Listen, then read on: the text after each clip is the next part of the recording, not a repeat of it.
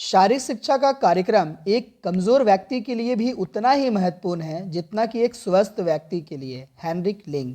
स्वागत है आपका हमारे चैनल पीएचई एनर्जी कैप्सूल में, जहां आपको मिलेंगे शारीरिक शिक्षा से संबंधित सारे सवालों के जवाब। हमारा आज का ई क्लास का टॉपिक है डेनमार्क और स्वीडन में शारीरिक शिक्षा का इतिहास।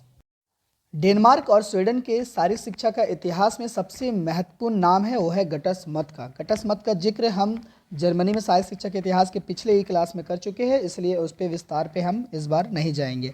गटस मत की लिखी दोनों पुस्तक बच्चों के लिए व्यायाम जिम्नास्टिक फॉर द चाइल्ड और बड़ों के लिए व्यायाम जिम्नास्टिक फॉर द यंग सबसे महत्वपूर्ण है डेनमार्क और स्वीडन में।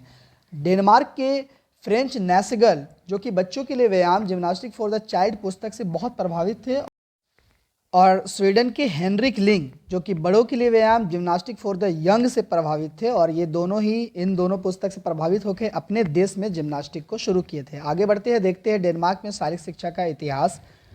फ्रेंच नैसगल जिनका जन्म 3 अक्टूबर 1777 को और मृत्यु 12 मई 1847 को हुई थी, ये डेनमार्क में शारीरिक शिक्षा के पितामह कहलाते हैं। गटस मत की पुस्तक बच्चों के लिए व्यायाम से ये बहुत ज़्यादा प्रभावित थे और उसी के आधार पे ये डेनमार्क में शारीरिक शिक्षा का नींव रखा और वहाँ पे शारीरिक शिक्षा से संबंधित आंदोलन चलाया। 1814 के अधिनियम के अनुसार डेनमार्क में शिक्षा को 7 से 14 वर्ष की आयु तक के बच्चों के लिए अनिवार्य कर दिया गया था।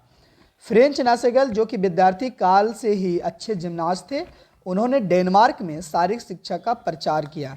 फ्रेंच नाचेगल सबसे पहले विश्वविद्यालय विद्यार्थी क्लब में जिम्नास्टिक के शिक्षक नियुक्त हुए थे और वहीं से इन्होंने जिम्नास्टिक का प्रचार प्रसार शुरू किया। यूनिवर्सिटी स्तर तक धर्म का ज्ञान का अध्ययन करने वाले नैसगल शारीरिक शिक्षा के प्रति उनकी रुचि बचपन से ही थी। फ्रेंच नैसगल ने गटस मत द्वारा जो लिखी हुई गई पुस्तक बच्चों के लिए व्यायाम का इतना गहरा प्रभाव उनके ऊपर पड़ा था कि वे धर्म ज्ञान हासिल करने के बावजूद जिम्नास्टिक को और शारीरिक शिक्षा को डेनमार्क में स्थापित करके उन्होंने छोड़ा। नासगल ने 1799 में कोपनहेगन में एक खुला व्यायाम कक्ष का निर्माण किया, यानी कि एक ओपन जिम्नाज्म का वहाँ पे शुरुआत किया, जहाँ पे खुले में व्यायाम सिखाया जाता था, जिम्नास्टिक सिखाया जाता था। और जिम्नास्टिक शिक्षकों के लिए 1804 में इन्होंने प्रशिक्षण विद्यालय की स्थापना की और जिसका निर्देशक खुद फ्रेंच नैसेगल बने। 1804 में डेनमार्क सरकार ने सैनिक प्रशिक्षण के लिए फ्रेंच नैसगल को प्रतिनियुक्त कर दिया और 1821 में पूरे देश में जिम्नास्टिक निर्देशक के रूप में इनकी नियुक्ति हुई।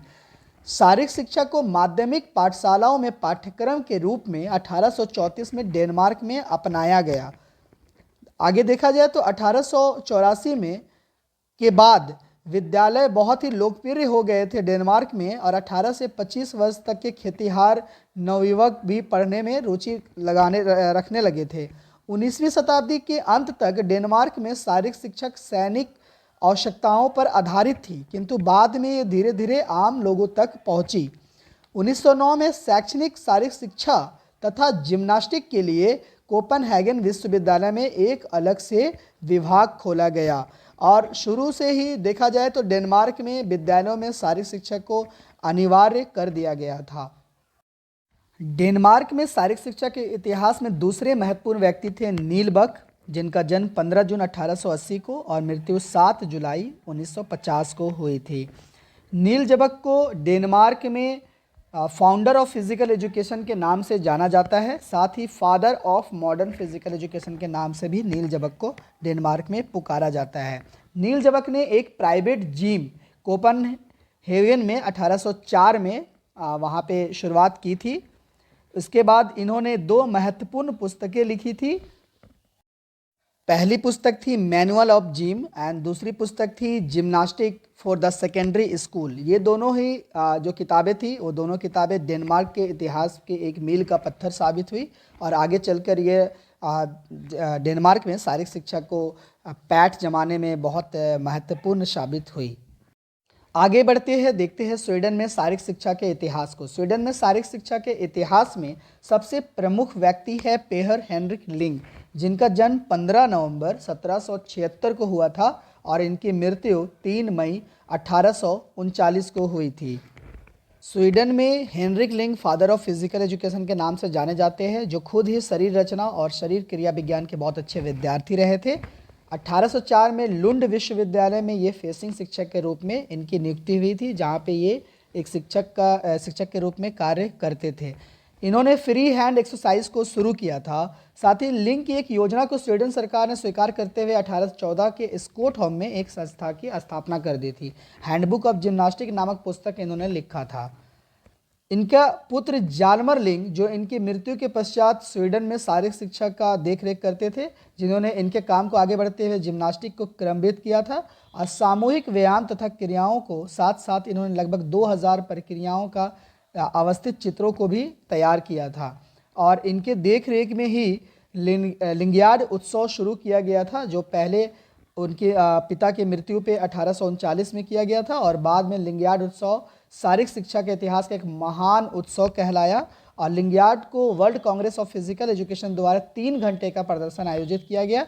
यह कोई प्रतियोगिता नहीं थी, बल्कि जिम्नास्टिक का प्रदर्शन का एक उत्सव था, जो कि महान शारीरिक शिक्षा के रूप में आगे जाना जाता था। द्वितीय लिंगयार्ड उत्सव 23 जुलाई से 13 अगस्त तक 1949 तक आयोजित किया गया। इस द्वितीय लिंगयार्ड में विश्व भर से अलग अलग देशों को अपने अपने खेलों को प्रदर्शित करने के लिए आमंत्रित किया गया था, जिसमें भारत से श्री हनुमान व्यायाम प्रशासक मंडल अमरावती महाराष्ट्र ने श्री डी गनोरकर के नेतृत्व में 23 पुरुष तथा 2 महिलाओं की एक टीम भेजी थी, जहां पे वो भारतीय खेल का प्रदर्शन किया और भारतीय खेल को विश्व स्तर पर एक अलग पहचान दिलाने में महत्वपूर्ण भूमिका निभाई। हमारा आज का ई क्लास डेनमार्क और स्वीडन में शारीरिक शिक्षा का इतिहास अगर आपको अच्छा लगा तो हमारा चैनल PHE एनर्जी कैप्सूल को सब्सक्राइब करें। साथ ही कॉम्पिटिटिव एग्जाम की तैयारी करने वाले सभी दोस्तों को शेयर करें। हमारा अगला टॉपिक होगा भारत में शारीरिक शिक्षा का इतिहास। जय हिंद।